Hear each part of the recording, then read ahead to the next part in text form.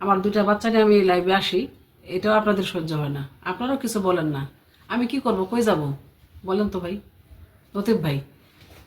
আপনারা আমার পাশে দাঁড়ান না, আমি হয়তো আপনার গ্যাসের মতো আপনাকে অবৈধ টাকা দিতে পারবো না, তাই না? আপনারা জানেন যে সাবলের কাছে টাকা নেই, সাবলে টাকা দিব না, ঠিক আছে? এই জন্য হয়তো আমার পক্ষে আপনারা কথা বলেন না। গ্যাসের অবৈধ টাকা আছে, এই জন্য গ্যাসের টাকার কাছে আপনারা বিক্রি হয়ে গেছেন, বিষয়টা তাই না?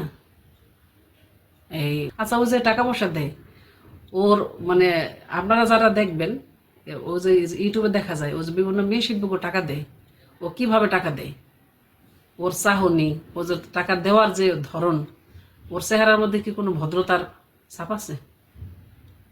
কোনো ছাপ নাই। তো কি বলবো ভাই, আপনি আমাকে আমার কাছে প্রশ্ন করছেন কেন গ্যাসকে ছাড়লাম, মানে কেন তোমরা ছাড়ো স্বামী, এভাবেও আমার প্রশ্ন করছেন যে কেন গ্যাসকে ছাড়লাম। তো ছাড়লাম, এর আগে আমি লাইভে বলছি কেন ছাড়ছি, আবার একটু বলি, আপনি যেহেতু খুব শুনতে চাইতেছেন, আবার আপনি জানতে চাইতেছেন গ্যাসকে আমাকে মারছে। ছাড়ছি কেন এটা বলতেছি, আর গ্যাস আমাকে মারছে কিনা। হ্যাঁ, গ্যাস আমাকে মারছে, গ্যাসের বাড়ির লোকজন জানি। এক লোক আমার ফোন দিছে, ও কথা বলছে, পরে হয়তো কাইটে গেছে গা, ও ফোন করে সেই লোকের গালিগালাজ করছে, ওই লোকও তারে গালিগালাজ করছে, এভাবে তর্ক বিতর্ক, সেই কথা কাটাকাটি নিয়ে গ্যাস আমাকে, মানে ওর হাতে আপনারা দেখবেন, আগে এখন নাই কিনা জানি না, 6 ব্যাটারের লাইট, সেই লাইট দিয়ে আমার মাজার মধ্যে এমন জোরে বাড়ি দিছে, আমার রানের মধ্যে বাড়ি দিছে। সেই ব্যথা এখন আমি বুঝে কোনা যে চান্দে চান্দে কিরকম করে শরীরে, আমি এখনো সেই ব্যথা অনুভব করি। শরীরের বিভিন্ন জায়গায় মারছে, এটা গ্যাসের বাপ মা, গ্যাসের বাড়ির লোকজন, আশেপাশের লোকজন জানে। আমি আপনারও জানাইছি, লিপি সরকারও জানাইছি, দেখাইছি লিপিরে। তো লিপি বলছিল আমারে যে ও তো হইলো ফেরাউন, আপনি হইলেন আসিয়া, আপনি ওর ঘরে কেন করতেছেন? ঠিক আছে? তো আমি, ও গ্যাস আমাকে মারছে, ও আমাকে শুধু গায়ে তো এমনি মারছে, মানসিকভাবে প্রতিনিয়ত প্রতি মুহূর্ত আমাকে মাসের পর মাস, বছরের বছর ও টর্চার করছে, এত টর্চার করছে এগুলো বইলা ব্যাখ্যা করে শেষ করতে পারবো না। আপনারা সব জানেন, গানের মঞ্চে আসা যাওয়ার পথে আমি কারো নামে গান গাইতে পারবো না, ডুয়েট গান গাইতে পারবো না, আমার পাশে কেউ বসতে পারবো না, কেউ আমার গলায় মালা দিতে পারবো না, আমার এই পুরস্কার মানে এই সমস্ত বিষয় নিয়ে, এগুলো আপনারা জানেন না।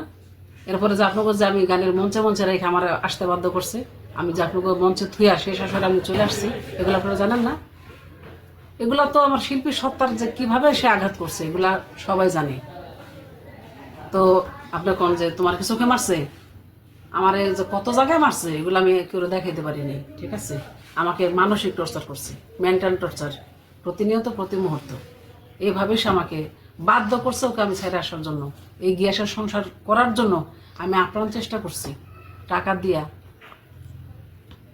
জায়গা দিয়া। এরপরে বিয়ের পর থেকে যখন ও আমাকে কোনো খরচ দেয় না, আমার টাকা দিয়ে চলতেছে, তো এটা নিয়ে আমি একটু কথাবার্তা মানে ঝগড়াঝাটি হয় যে আমার, তুমি বিয়ে করছো, আমার সংসারে টাকা দাও না কেন, ঠিক আছে? তো সে বলতেছে টাকা, তোর টাকায় তো আমার টাকা, তুই আমার স্ত্রী, তোর আমি গান গাইতে দিই, তোর টাকায় তো আমার টাকা, তোর গান গাইতে না দিলে তুই টাকা পাবি কই, এরকম বলতে বলে অনেক রকমের কথা, টাকা নিতই।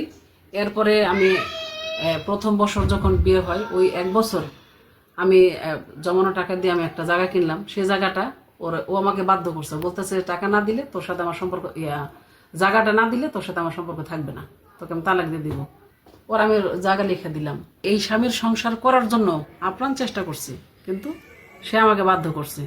শুধু কি তাই, দেখেন দুনিয়া জোরে স্বামীরা স্ত্রীদেরকে টাকা পয়সা দেয়, সম্পদ কিনা দেয়, অথচ ও আমার থেকে টাকা নিছে।